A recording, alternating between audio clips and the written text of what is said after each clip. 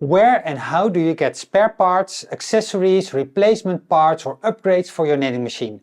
In this video I'm going to share with you everything I know.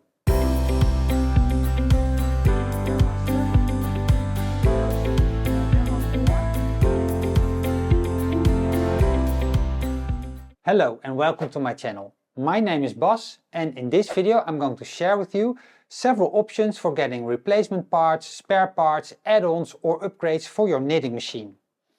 I get asked this question so often. And even though I would love to answer all of your questions, I just can't. It's too much. So I hope this video will help you out. I completely understand your question. When I started, I asked myself the same questions. Perfectly normal. You have bought a second-hand knitting machine or you have been gifted one from someone that has been in the attic for many years. You are all excited and you want to get started knitting. And then you discover that you're missing a few items. The needles are rusty, maybe you have to replace them all. It doesn't work, you can't get started right away. Or maybe you have been knitting for many years and you just want to upgrade. You have a 2-color changer and you want to upgrade to a 4-color changer. Or something like that. Now, what to do and where to find it. Several of the options I'm going to share with you in this video I use personally in my knitting machine journey. The usefulness of the options I'm going to share with you in this video greatly depend on your personal situation. It depends on what kind of knitting machine you have. Do you have an old knitting machine or do you have a very old knitting machine? Do you have a popular brand of knitting machine or a less popular brand of knitting machine?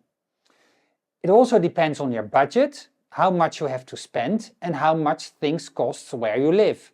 Some options are cheaper than others. It depends on if you want to do repairs or upgrades yourself or if you want some professional to do it for you. It also varies greatly where you live. In different parts of the world there are different options available. I don't know every option for every part of the world. Different brands of knitting machines were popular in different countries. Also, do you live in a hot climate? Probably not so much knitting machines available. Do you live in a cold climate? Probably a lot more knitting machines available. And the same applies for the availability of upgrades, accessories and spare parts. Okay, so option number 1. By far the most desirable is a physical store or a physical shop. Now, this of course depends on where you live and if there are any. I live in the Netherlands and I know of one store that exists here, although I must admit I have never been there. Maybe there are more, but I don't really know. But stores are nice. You can visit a store to see the actual knitting machines. You can bring your own knitting machine for maintenance and repair, and they can give you advice on accessories and add-ons. Be aware that stores usually only provide this for a selected brand of knitting machines. For example, I know the latest series of Brothers and Passap knitting machines from like the 90s, 2000s are still quite popular here in the Netherlands where I live, and there are spare parts for these machines available. If you have got a lesser desirable brand knitting machine or much older, like a Knittax, an Oriole knitting machine, a Toyota, maybe that's not really desirable for what I know here, a Busch machine, they will not be able to help you. But that makes perfect sense, right? And then you move on to the next option. Option number 2. Get a second knitting machine. Buy an identical second knitting machine for spare parts. For a lot of old vintage knitting machines there just aren't any spare parts available. But there are incomplete or broken machines offered for spare parts. And often really cheap as well. Because a broken and incomplete knitting machine is way less expensive than a perfectly knitting machine with all the accessories in working order. I personally really like this option and I have owned several duplicate knitting machines in the past that saved me on numerous occasions when something broke and I had to replace a broken needle or something more serious. For this option you must be prepared to get your hands dirty and fix the machine yourself. But I really like that. I really love the technique that goes into a knitting machine and I don't mind getting my hands dirty. I love it as much as I love knitting on them. Option number 3. Knitting machine groups, both online and live in the real world. When I first started knitting on knitting machines several years ago, I joined a Facebook group about knitting machines and I found a really enthusiastic community. These groups are really community based and people help each other out. If you ask about a missing part for your machine, someone might pop up and be able to help you or point you in the right direction.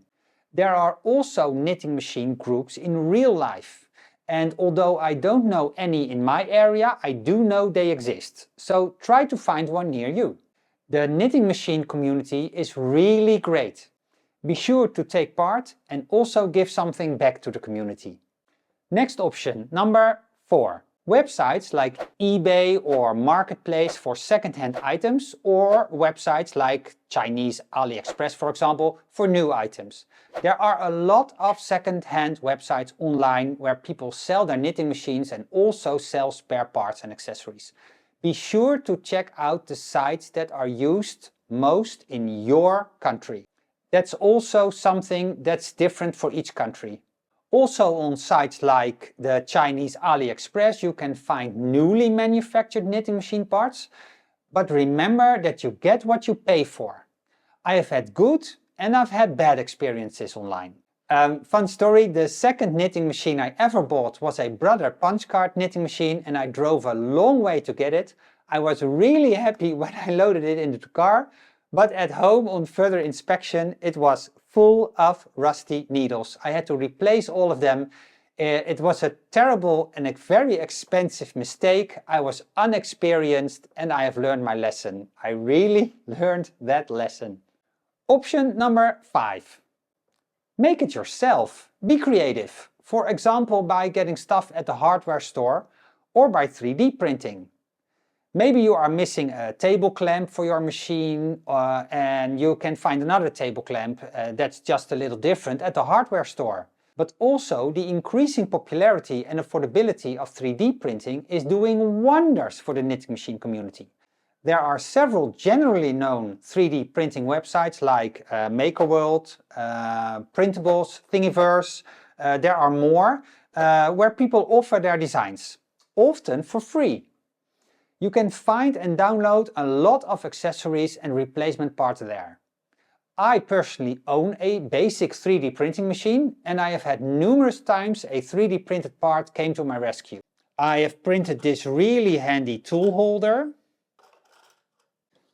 3D printed sock blockers, needle selection accessories for selecting different needles on the Passap. You can 3D print a garter bar, a guard plate, knitting machine combs, needle selectors, yarn ball brackets. I haven't even tried all of this, but it's all available online. And the final option, number 6, is a bit of a no-brainer. Work around it. So don't get an upgrade or a repair, but work around it. Of course, this will not work if something serious is broken or if all your needles are rusted, but a lot of the wishes are just nice to have and not really necessary. Think about if you really need to upgrade or if you really need the accessory. I have shown several videos on my channel on different knitting machines, from very simple knitting machines to very complicated knitting machines, and at the end of the day they can all knit beautiful garments. The key to knitting great items isn't the machine. I know it's a cliche, but it is true. The key to knitting great items is you. Different machines just work differently, and on some machines some results require more time, on other machines they require less time, but you can truly knit great items on any knitting machine. For example, you can knit with just as many colors on the 2-color changer as you can knit on the 4-color changer. You just have to swap out the colors a lot more. Actually, a lot of older knitting machines don't even have a color changer, and they can all knit with different colors. So use the knitting machine that you have and go and have fun. So, these are the options I wanted to share with you. The options that I know and use. Personally, I mostly use option number 2, having a second knitting machine for spare parts or accessories. Option number 5, I love 3D printing accessories for my knitting machines. And option number 6, I often just work around it and use the knitting machines that I have. Now, okay, I know I have a lot of knitting machines and not everybody has as many as I do, but you can truly work around it. When your cast-on comb is too short, you just start short, and with waste yarn you go wider, and then you continue, for example. There are many ways, if you think creatively, how to work around the limitations of your machine.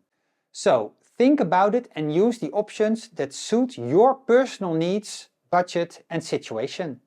Also, if you know of any other options or if you want to add to this story, please consider writing your knowledge and your connections with your country in the comments below. I am sure someone else will benefit greatly from your knowledge. Together we make machine knitting much more fun. I hope you enjoyed this video, that it was helpful. Please consider supporting me by becoming a paid channel member. Several membership tiers are available. I would love to be able to make more knitting machine videos for you. Leave a like on the video, write a comment, subscribe to my channel. It all helps out the channel a lot. Thanks. I wish you happy knitting and I'll see you in the next one. Bye!